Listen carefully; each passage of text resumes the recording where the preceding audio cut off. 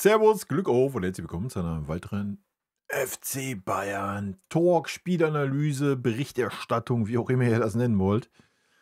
Leute, Freundschaftsspiel gegen Olympique Lyon war sehr interessant. Bevor ich da ein bisschen was zu sage, wie immer der Hinweis, wenn euch gefällt, was ihr hier seht, lasst gerne ein Abo da, ein Däumchen, einen Kommentar, damit unterstützt ihr einfach das, was ich hier so tue. Vielen lieben Dank dafür. Ja, ich denke, war ein sehr, sehr ordentliches Testspiel. Ja, hat mir sehr, sehr gut gefallen. Zweite Halbzeit war ein bisschen unterhaltsamer wie die erste Halbzeit. Erste Halbzeit war noch sehr ausgeglichen, sehr aber auch geprägt von starkem Defensivverhalten von Olympique Lyon. Wir haben sehr stark angefangen, so die ersten 15, 20 Minuten. Danach ist es ein bisschen so hingeplätschert. Lyon wurde aber auch ein bisschen stärker, wir ein bisschen schwächer. Also hat man schon gemerkt, dass da so ein bisschen auch mal so 'ne Verschnaufpause drin war. Zweite Halbzeit, ja, zweite Halbzeit haben wir das Heft des Handelns in der Hand gehabt. Ja, haben genug Chancen gehabt, manche nicht ganz gut zu Ende gespielt. Ähm, ja, wie immer Spieler des Spiels Michael Olise, Alter, das Spieler der Saison, der letzten Saison. Einfach eine absolute Maschine. Hat man gleich wieder gesehen, dass er einfach was ganz Besonderes ist in dieser Mannschaft, ja. Ähm Ja, bevor ich mal ein bisschen was zu den einzelnen Spielern sage, waren ja 22 heute im Einsatz. Das hat mir sehr, sehr gut gefallen. Auch, dass so 'n Lennart Kahl und so 'n Paul Wanne anfangen durfte und so 'n Tom Bischoff und so weiter. Ähm, ja, werfen wir erst mal 'n Blick in die Statistiken rein hier, ne? Ich aktualisiere den Bums auch noch mal, man weiß ja nie. Ja, wir haben das Spiel 2:1 gewonnen, wer es nicht mitbekommen haben sollte, aber das Ergebnis ist eh zweitrangig. Ballbesitz 50:50, Abseits 2:0, Fouls 4:9, Zweikampfquote 59:5 zu 40:5, Schüsse aufs Tor 5:4, Schüsse insgesamt 11:9, Ecken 2:3, angekommene Pässe 314, 315, Flanken 3:4. Ja, da sieht man schon von den Werten her, sieht sehr ausgeglichen aus. Ähm, Insgesamt gesehen, das Spiel hatten wir auf jeden Fall mehr vom Spiel und auch die klareren Aktionen. Aber es war ein sehr, sehr gutes Testspiel auf einem sehr, sehr guten Niveau, denke ich. Und dafür, dass wir erst 3 Tage im Training waren, denke ich, war das sehr, sehr ordentlich, ja. Muss man mal sagen. Schüsse insgesamt: Olise 3, Gnabry 2, Diaz 2 Torschussvorlagen, Gnabry eine gewonnene Zweikämpfe, Goretzka 3, Bischof 3, Leimer 3. Ballkontakte, lol. 33 Boe, 29 Leimer, 27 Neuer. Weiß ich nicht, ob die Statistik, klar, die haben alle nur eine Halbzeit gespielt, aber ich hätte schon erwartet, dass der ein oder andere Spieler da vielleicht ein paar mehr hat, aber gut. Ist am Ende des Tages auch wurscht, ja. Gucken wir uns die Aufstellung vielleicht auch mal an. So, das war unsere Startaufstellung mit Neuer. Ja, Neuer hat nichts zu tun gehabt, ein Schuss, der aber auch wirklich schwach war, den hat er gehalten. Ansonsten, ja, war es okay. Guerrero war schwach, hat mir nicht gut gefallen, ähnlich schon wie bei der Club-WM, ja. Was er gut gemacht hat, ist immer in die richtigen Räume gegangen, so, das war schon gut, aber hat viel zu wenig rausgemacht, ja. Und ja, wir können froh sein, dass er nicht der Olympique Lyon nicht irgendwie großartig über seine Seite versucht hat, nach vorne zu spielen, weil die haben quasi nur über links gespielt, über unsere defensiv rechte Seite. Ähm, also Guerrero war nicht gut, ja. Min-Jae war okay, hat auch einen guten Pass gespielt, war souverän, genauso wie Opa, das war so ein Level. Boe, ja, Boe war auch okay, denke ich, war auch so eine Dreiernote, wenn ich es benoten würde irgendwo. War fein. Leon hat mir sehr, sehr gut gefallen. Goretzka hat den defensiven Part heute gegeben und das hat er gut gemacht. Besser wie Kimmich in der zweiten Halbzeit auf jeden Fall. Ähm, Ist auch da, wo ich ihn sehe, wenn er bei uns noch rumdümpelt. Wenn, dann sehe ich ihn auf einer defensiven Posi und nicht auf einer offensiven Posi. Tom Bischof, der erste Neuer, war ganz, ganz wenig im Spiel. Ja, das Spiel ging komplett an ihm vorbei. Also, der Junge hat einfach keine Bälle gekriegt. Ja, so die ersten 20, 25 Minuten war der null im Spiel. Dafür war Paul Wanner richtig stark im Spiel. Danach ist so ein bisschen gekippt. So die letzten 20 Minuten war ein Bischof immer öfter mal am Ball. Dafür war Paul Wanner kaum noch zu sehen. Ähm, War okay. Ich habe mir erst ein bisschen Sorgen gemacht. Ja, wie gesagt, die ersten 20 Minuten hat der kaum mal einen Ball gesehen. Ja, die Bälle sind immer an ihm vorbeigegangen. Er wurde kaum angespielt. War ein bisschen in der Luft gehangen, war ein bisschen schade. Danach war es ordentlich. Wenn er dann auch am Ball war und so, war es okay. Paul hat mir sehr, sehr gut gefallen. Die Ballaktion, die er hatte, hat ein, zwei Mal sich ein bisschen falsch entschieden gehabt. Aber die Bälle, die er verteilt hat und so, das sah schon sehr, sehr gut aus. Ja, auch dafür, dass sie erst 3 Tage zusammen sind. Er war bei der Club-WM nicht dabei. Also, wenn man an ihm festhält, denke ich, werden wir noch Freude haben. Ich bin gespannt, ob es so kommen wird. King hat King-Sachen gemacht, das war wie immer, sein Leistungsniveau hat er gezeigt. Hat 1, 2 gute Aktionen gehabt, ansonsten wieder, ja, wie immer, wie King sein Leistungsniveau halt einfach ist, ja. Lennart Kahl hat mir sehr, sehr gut gefallen, muss ich sagen. Hat natürlich nicht so viele Aktionen gehabt, weil wir nicht so wirklich viel, ja, wie gesagt, die ersten 15, 20 Minuten haben wir ein paar Aktionen gehabt, danach war es wirklich einfach Leerlauf, ja. Da war nicht mehr viel, deswegen ein bisschen schade, dass er dann in dieser Halbzeit drin war. Aber stark immer mit nach hinten gearbeitet, 3, 4 Mal richtig stark die Bälle erobert, auch mal in der Mitte. Hat auch die beste Aktion gehabt, Torgefahrmäßig, hat den Ball direkt genommen, volles Risiko, war vollkommen richtig. Ja, ich denke auch, er hat gezeigt, was er kann, ne? Ich denke auch da, wenn wir ihn die Saison vielleicht das eine oder mal öfter sehen werden, vor allem in der Hinrunde, werden wir da noch Freude dran haben. Harry Kane hat man gesehen, dass er noch gar nicht bei 100% Fitness ist. Ja, das merkst du auch immer daran, wenn Harry Kane sich oft fallen lässt und er war heute mehr defensiver Mittelfeldspieler oder Aufbauspieler wie alles andere. Lag aber natürlich daran, wie gesagt, nach 20 Minuten ging auch kaum noch was nach vorne bei uns, muss man fairerweise sagen. Da hat Harry Kane sich viel fallen lassen, hat die Bälle verteilt, hat das ordentlich gemacht. Hat es da natürlich schwer gehabt, 2, 3 Mal hat er dann versucht, noch rechtzeitig nach vorne zu kommen, hat er nie mehr geschafft. So sprintmäßig. Harry hat mal ein bisschen angemerkt, dass er auf jeden Fall noch nicht bei 100% ist. Ja. Aber es war okay. Ja, völlig fein. Gut. Kommen wir mal zu den Einwechslungen. Luis Diaz hat mir sehr, sehr gut gefallen. Ja.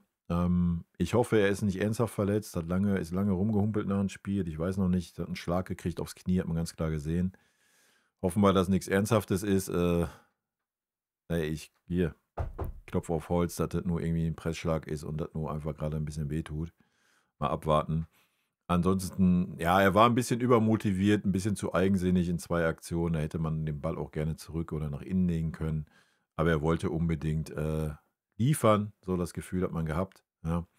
Hat es aber gut gemacht. Man hat auch gesehen, dass auch ich hätte gedacht, er wäre ein bisschen weiter so von der Fitness her, weil Liverpool ja schon ein bisschen weiter ist, aber er hat gut gepumpt, hat er, ja. Aber man hat gleich gesehen, also das ist eine absolute Bereicherung, ja, auf dem Flügel auf jeden Fall. Stanisic ist natürlich mal wieder schlafmützenartig reingegangen ins Spiel. Dann so nach 5 Minuten ist er wach geworden, dann war es gut, hat mir gut gefallen. Ja, Michael Olise, der überstrahlende Mann, klar, der Elfmeter, den muss er halt machen, alles gut. Das zweite Tor, super, super gemacht. Davor nochmal einen guten Schuss gehabt, wo Pummel Knabri das Tor noch weggenommen hat. Danach hat er es ja vorbereitet, also alles fein. Jonas Urbich, sehr, sehr gut. Ja, sehr, sehr gute Parade gehabt. Gegentor, ja, weiß ich nicht, schwierig. Nasser Boden, voll rein. Ja, davor die Parade war überragend. Fußballerisch war es auf jeden Fall ein Level über Manuel Neuer. Ja, das muss man mal sagen. Wie ruhig und wie akkurat er heute wieder die Bälle verteilt hat. Grandios teilweise. Ja, hat mir richtig, richtig gut gefallen. Konrad Laimer war der Erste war, der gleich mal Zeichen gesetzt hat, der gleich drin war, der gleich heiß war, der gefeuert hat, als gäbe es keinen Morgen. Offensiv stark, defensiv mal wieder eine absolute Nulpe. Ja, absolut. Den einen konnte er wenigstens noch mal nach außen abdrängen.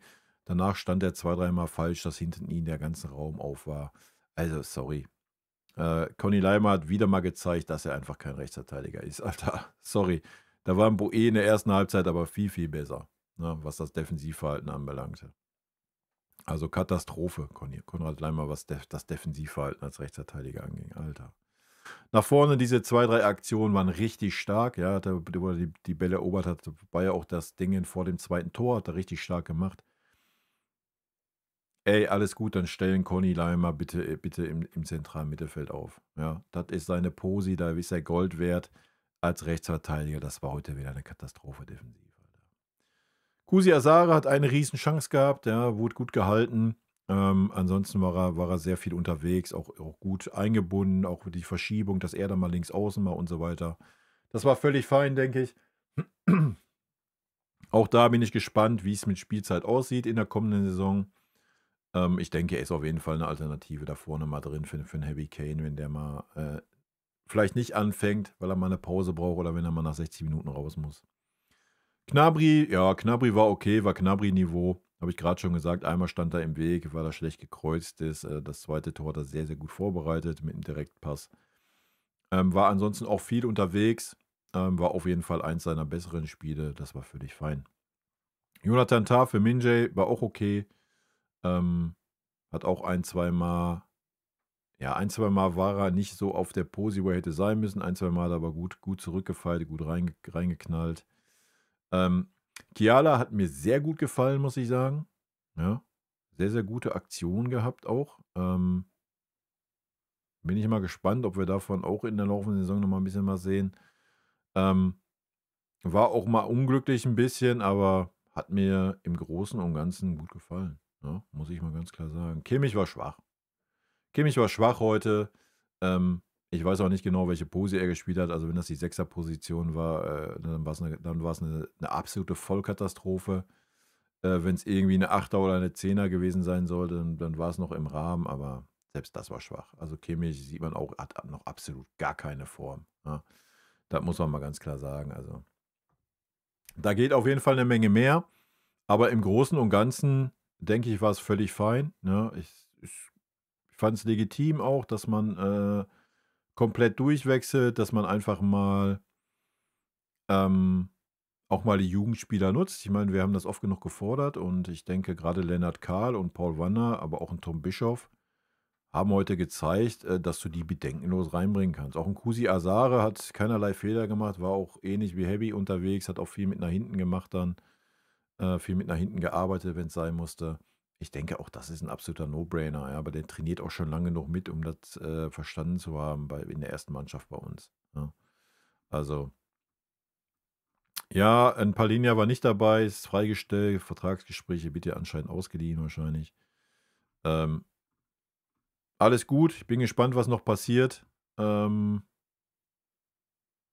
wenn ich heute wieder Maike gesehen habe, wenn ich den ersten Eindruck, wie es wirklich 'n kleiner erster Eindruck von Luis Diaz, eine Halbzeit gesehen habe, ähm, ja, dann können Gnabry und Coman froh sein, dass 'n Musiala verletzt ist, dass sie da vielleicht ein bisschen Spielzeit kriegen. Ansonsten gibt es wenig Grund, die beiden, irgendwie in 'ne Startaufstellung zu stellen. Ja, ist natürlich geil, dann zu sagen: „Hey, du kannst mal Gnabry und Coman reinwerfen, so ab der 60., ja?“ Ist natürlich dann schon eine Bombe, so 'ne Wechsel noch mal rausballern zu können, wenn die denn dann Bock haben, das werden wir sehen.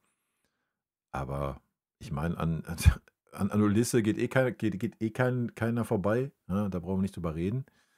Ähm, Das ist eine absolute Maschine, ja, und Luis Diaz, das war heute ein kleiner Einblick.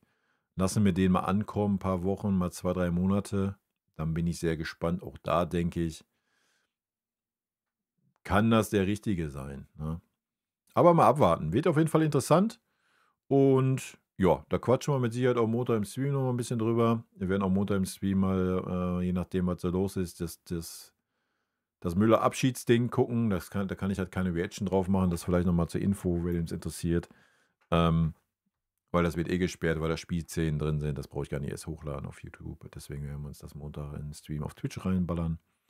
Ja, also, wer Bock hat, 18 Uhr, Montag, werden wir ein bisschen über den FC Bayern, was alles so los war jetzt, mal ein bisschen Revue passieren lassen.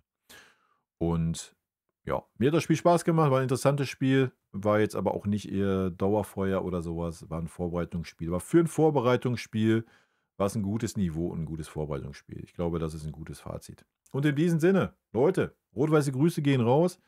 Haut rein, bis dann. Vielen lieben Dank für euren Support hier auf dem Kanal. Tschüssi. Vielen lieben Dank für euren Support hier auf dem Kanal und in diesem Sinne, gute Freunde, können niemand trennen.